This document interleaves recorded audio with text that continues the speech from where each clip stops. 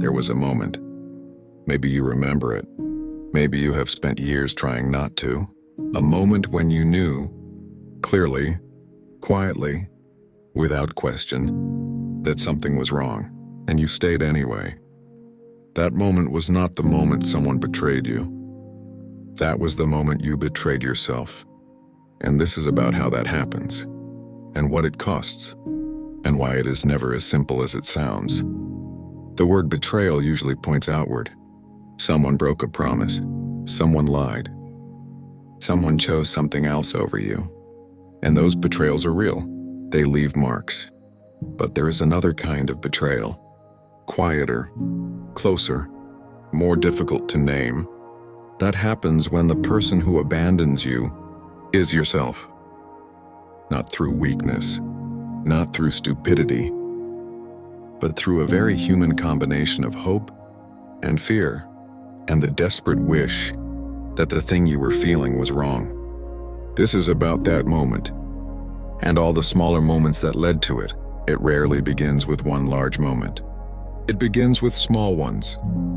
The first time you noticed something and chose not to mention it, because mentioning it would have started something you weren't ready for.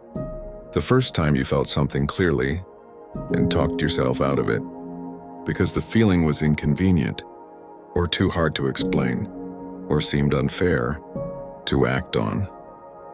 The first time you knew something wasn't right, and decided to give it more time, more benefit of the doubt, more patience, more proof, as if the thing you already felt wasn't proof enough. Each time you had a reason. It's too early to know. Everyone has bad periods. Maybe I'm being unfair. Maybe I'm asking for too much. And each time, those reasons were not wrong.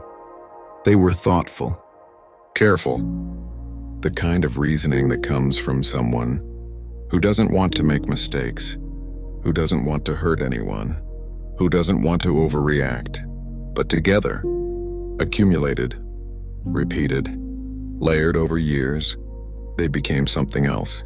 A habit of overriding yourself, a practice of abandonment so familiar, you stopped calling it that. And then there was a bigger moment. Not always a dramatic one. Sometimes it was quiet. A conversation where you finally saw what had been true all along. A realization that arrived not like a revelation, but like a confirmation of something you had always known and kept choosing not to fully see. And in that moment, you had a choice. Not a comfortable one, not a simple one, but a choice.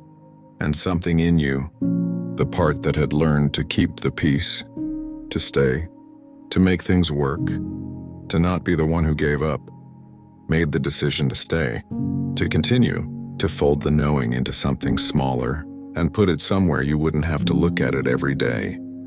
And life went on. And you managed. And from the outside, everything looked fine.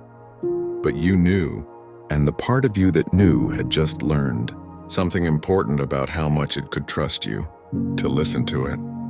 I want to be clear about something. You did not betray yourself because you were weak. You did not betray yourself because you were foolish, or naive, or incapable of seeing clearly.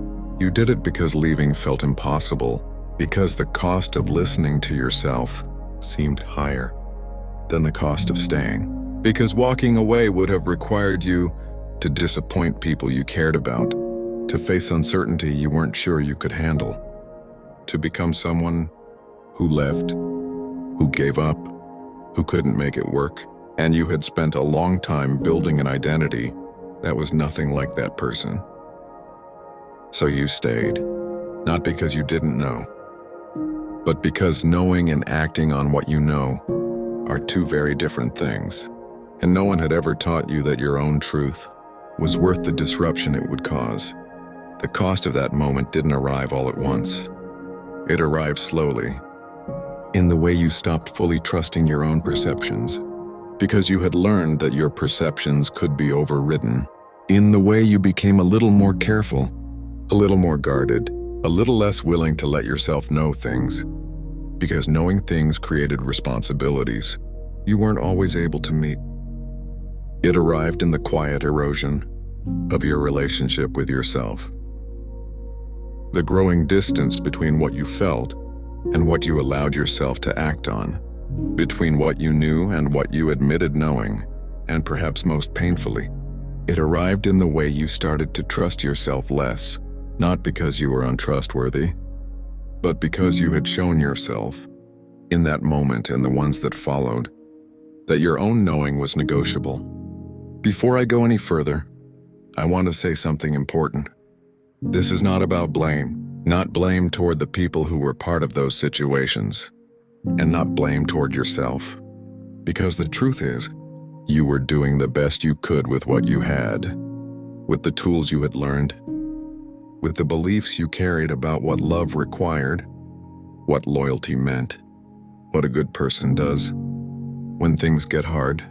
And those beliefs came from somewhere real, from experiences that taught you that staying was strength, that leaving was failure, that your needs were less important than keeping things intact.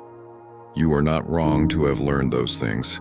You were just working with a map that didn't account for the cost to yourself. If you can remember a moment when you knew and stayed anyway, I want you to hear this. That moment does not define you. What it defines is the size of the gap that had grown between you and your own truth.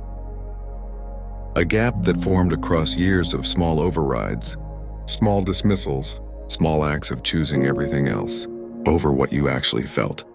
The relationship with yourself was never gone. It was waiting beneath the explanations, beneath the compromises, beneath all the reasons you had for not listening. It is still there,